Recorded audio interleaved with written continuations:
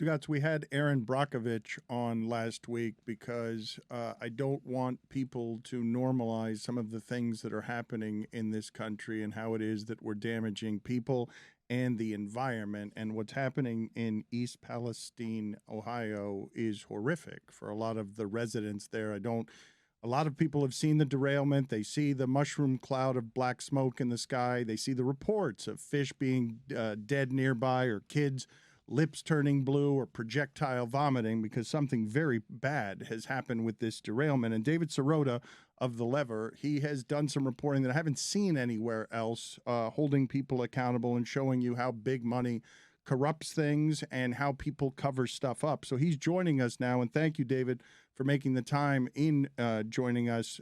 First things first, because of the reporting that you have done, can you tell the audience some of the more appalling things that you have discovered here as somebody who hates systemic injustice? Sure. And I think these are questions that need to be asked about what were the decisions beforehand that created the regulatory environment for something like this to happen.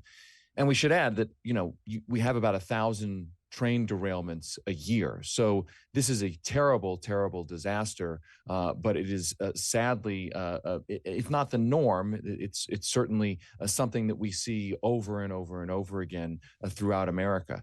And the decisions that we looked into were, what did the government agencies that regulate rail safety, what decisions did they make that led up to this? And there were a couple of key ones. First, you may have heard that the train in Ohio, you've seen the fireball, you saw the 100-foot flames. Somehow that train was not classified as what's known as a high hazard flammable train. And what's important about it not being classified is that what that means is it wasn't regulated as that. There weren't stronger tank construction mandates. There weren't the speed limits that come along with that special classification. Local first responders, they weren't made aware of the chemicals on board of that train because of that classification. It was not classified that way. And what happened was, back in the Obama administration, after a series of derailments, the NTSB went to regulators when regulators were considering new safety rules. And then the NTSB said, you need to make this classification apply to trains carrying all sorts of hazardous flammable materials, including what's known as Class 2 materials, which include vinyl chloride, one of the chemicals on board the Ohio train. And the chemical lobbyists went to work pressuring those regulators not to have the classification cover those chemicals. And ultimately, the Obama administration sided with the chemical industry and limited the safety rules to cover mostly just crude oil trains, but not trains carrying the kinds of chemicals on board in Ohio. Skip ahead a few years, and there was still on the books from the Obama administration a rule requiring better braking systems on at least the trains that the rule covered. It wasn't going to be the Ohio train, but the idea was that at least some large portion of trains would be covered by a rule requiring better brakes to try to make those better braking systems industry standard. Right now, the industry mostly uses a kind of Civil War era technology, air brakes. And Donald Trump came into office after about $6 million went into Republican campaign coffers in the 2016 election. And he very promptly, with the backing of Senate Republicans, he very quickly repealed that brake rule. So there were no mandates for this train to have those brakes, both because of the decisions of the Obama administration and the Trump administration. And it's worth adding, and because the Biden administration did not use its power to revive and expand those rules. You're saying that's the most appalling part of this, that our leaders will not protect us because blank. Because they have basically followed the orders of lobbyists. The rail industry is a very powerful lobby. It spends a lot of money to influence politicians. The chemical industry is an extremely powerful lobby. So what we have here are decisions made by regulators to effectively deregulate rail safety. And that's really the problem here. Now, I want to be clear. if these regulations had been stronger, more expansive, and enforced, does it mean the Ohio derailment wouldn't have happened? I don't think we can say that. But I think we can say that if you constantly are making decisions to deregulate an industry, despite the warnings, again, by both the NTSB, by environmental groups, consumer groups, and the like, if you're ignoring those warnings, you should expect these kinds of things to happen. And we should expect them to continue happening unless there is an awareness of the decisions that were made and unless there is pressure on people in power, politicians, to actually deliver. If this becomes a story that just is a kind of 1 week, 2 week, 3 week story and then it goes away and politicians feel like they can just, they don't have to do anything, then we shouldn't expect those safety rules to be upgraded. The politicians are all deflecting blame here, and Mayor Pete says that I don't get this part. Can you explain this part to me? How is he saying that there's not much he can do? Well, it's not true. He's just trying to pass the buck, in my view. And what he's trying to do is say, well, Congress needs to give me more authority, and over here there's more that can be done, but I can't really do anything. Now, I think it's worth adding, Pete Buttigieg has changed his tune over the last week because of the pressure that has been brought to bear on him. People are not buying that nonsense. He has a lot of unilateral authority under existing law to pass new rules. He doesn't want people he didn't want people to know that because he didn't want to be blamed for this. But now there's been so much pressure that he yesterday came out and said, we're going to look at enacting new rules. Now, that is a good thing that he feels enough pressure to have to do that. The question now will be, will he feel enough pressure to follow through on that, to expand that definition of high hazard flammable trains, to expand and create a mandate, revive the mandate that Trump repealed, to require all of these trains to have this better braking system? I have a kind of a two-part question. The first part is, as we've talked about on this show, there's thousands of train derailments every year. So why did this one capture the national attention? And the second question is, how has the conspiracy theorist, like far-right extremist, view of all of this going on, and I know Trump's visiting Ohio today, how has that fueled it reaching a national audience? I think my guess is that this became a national story because, in part, the visuals were so powerful. You have this huge fireball, clearly a giant disaster. I also think the silence of the Biden administration for days, whether it was President Biden or Secretary Buttigieg, really not saying very much of anything, which made it look like that they weren't taking the situation seriously, which provided an opportunity for the right to insist that the Biden administration had essentially was ignoring the heartland of America. Now, in my view, I think there's a nugget of that criticism that is true. That I do not think the Biden administration, Secretary Buttigieg, and the president did not take seriously the need to publicly address this disaster, to show that they were taking it seriously. They did not do a very good job of doing that, and that did create an opportunity. Now, the idea that it created an opportunity for Donald Trump is so ridiculous, considering what we just discussed, where it was Donald Trump took the side of the rail industry to literally repeal a minimal brake rule that was designed to force the industry to embrace better braking systems industry-wide. I mean, the idea that he really cares about this set of issues is ridiculous. I also think the idea that the right that has worked to deregulate and defund the EPA, as an example, that political movement suddenly cares about the environment, suddenly cares about people who are poisoned, seems a little bit farcical considering what they've done, what the conservative movement has done to environmental protection in this country. David, why were the locals told to go home when being home clearly is not a safe place to be? Look, it's a great question, and I think we don't know the answers to those questions. I think there's a lot we don't know. I saw a report that said, the EPA's testing, they had only tested one sample of water. It wasn't sort of a comprehensive test. I do wonder, and I don't want to engage in conspiracy theory, but I do think it's a fair question to ask.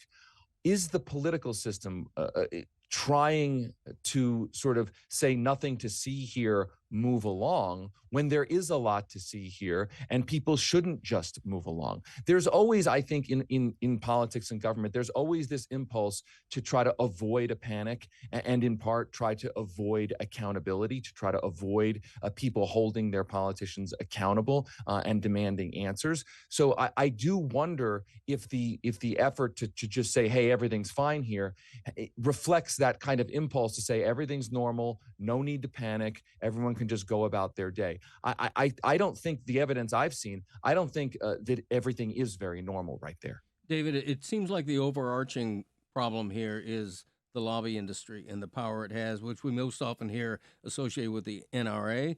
In this case, is the lobby industry so embedded in politics that it cannot be solved as an issue? Or is there a way to dismantle the lobby industry where they don't have the power over governmental decisions that benefit the people? I think that in this case, the part that kind of boggles my mind is you had the National Transportation Safety Board go to regulators and say, you need to regulate these kinds of chemicals when they're on trains. And the chemical industry lobby still won out. It is such an emblematic story. And I think what it says, one of the takeaways for me is that the corporate lobby relies on a lack of information. It relies on a lack of public awareness. It relies on the so-called devil being in the details.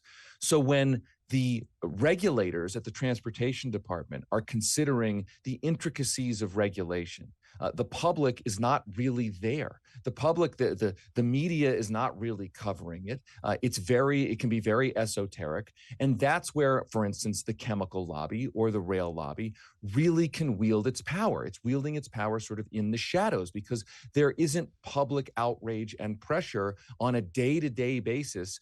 There isn't even public awareness on a day-to-day basis of the decisions that are being made. And I don't blame the public for that.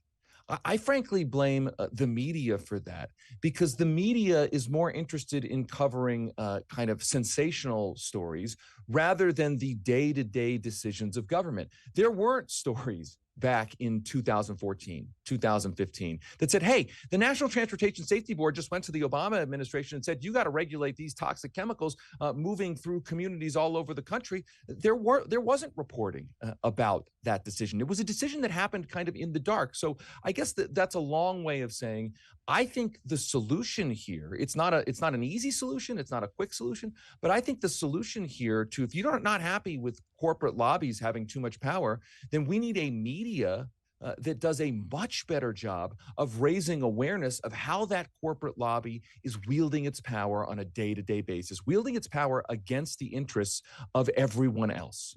David, you are spreading a lot of blame here. I don't know how high Norfolk Southern goes on this list of people to blame, but when you say media, you're also claiming that media is just as bought by big money here as everything else is, correct?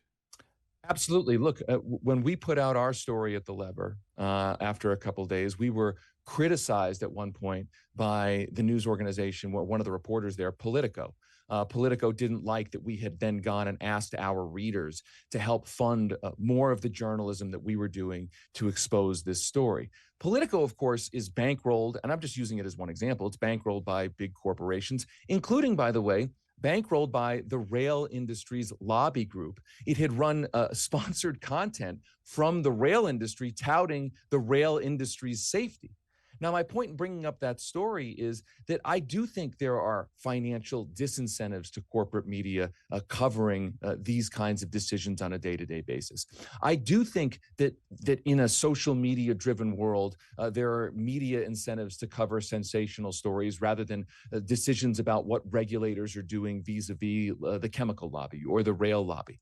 So I certainly think it's kind of baked in into our media discourse to really not pay as much attention to decisions that later on create the environment for things like Ohio to happen. And you don't have to believe me. I mean, look, President Biden yesterday basically broke his silence on the Ohio disaster and said, in a sense, that that the rail lobby's power in deregulating rail safety, this was a regulatory environment that is at issue here in Ohio. I read a good story by Aaron Gordon in Vice about this, and he compared it to the Boeing FAA deregulation around the MAX 8 planes that then crashed and the investigation following.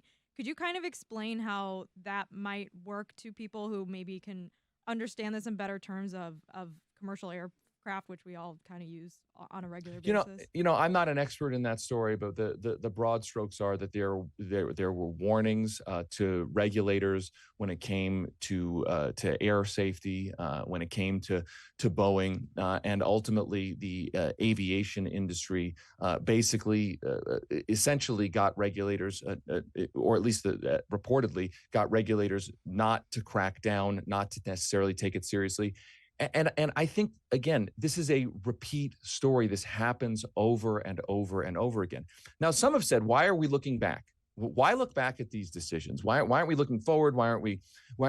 And my view is you can't know what to fix unless you first know the decisions that were made beforehand.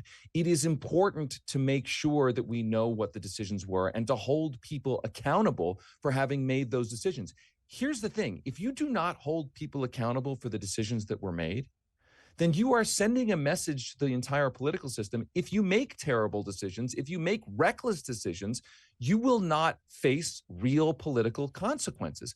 To my mind, and I'm just speculating here, but I kind of think that's what Secretary Pete Buttigieg kind of assumed, both in the airline industry debacle and in the rail debacle. That I think he basically said, look, the airline meltdown, I'm not going to really face much pressure here. No big deal. There's not really a media paying that much attention to this rail industry, the derailment. I'm not really going to. This isn't going to be a really long story. It's going to be a one-day story and go away. I think we've helped change the dynamic, our reporting that we've done and others have done. I think that helped change the dynamic. And I think that's a reminder that politicians need to be ruthlessly held accountable, that power concedes nothing without a demand. But you can see that politicians presume that they will not be held accountable. And that, to me, is the fundamental problem. Mellencamp or Springsteen, top 5 songs. The best 5 songs of Mellencamp against the best 5 songs of Springsteen. I was going to say Springsteen. Who do you got? Oh, boy. I think I'm going, even though my wife is originally from Indiana and went to Bloomington, IU, I think I'm going with Springsteen because I grew up outside of Philadelphia, so sort of had the Jersey carryover. I think... I do like the song Philadelphia. I know it's one of his, it's one of the ones that people don't really love, but I am from Philadelphia, so that's one. I know you're mad at me. What do you got? What do you got? No, we're not mad at you. We're not mad at you. No, we just thought pointing something out. It was a predictable take by you. Everyone's going Springsteen there. That's all. He's doing very good work at the lever. He's doing a lot of work that I'm not seeing done elsewhere. So thank you, David, for being on with us. Hey, thanks to you guys. I really. Well, he appreciated it. We just didn't hear it. Yes. Yeah. Goes up.